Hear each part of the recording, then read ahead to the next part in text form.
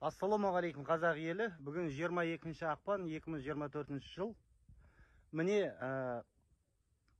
2 апта болды. Пенсионный фонд Байтерек қорына өтті біздің ақшаларымыз. Енді Байтерек қоры 140 миллиардқа Ресейдің вагондарын сатып алып жатыр.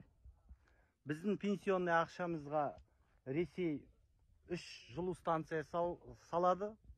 Қысқасы ақшамыз сонда кетеді. Енді ертең жыламандар, ақшамыз қайда деп. Мынау медициналық страхование алдында солай ақшамызды Ресейге салып, Азербайжан порт банкіне салып жоқ болып кетті.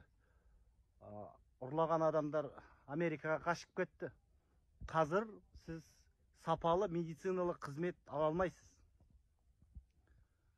Өзбекстанға барып емделесіз, Түркияға барып емделесіз, өз ақшаңызға. Енді пенсионный фондтан ақшаңызды ала алмайсыз. Бір өкпеңіз, жүрегіңіз ауырып операция істегіңіз келсе, пенсионный ақшаларыңыз Ресейге кетті. Саясатқа араласпаған халық сол орыстың құрбаны болады.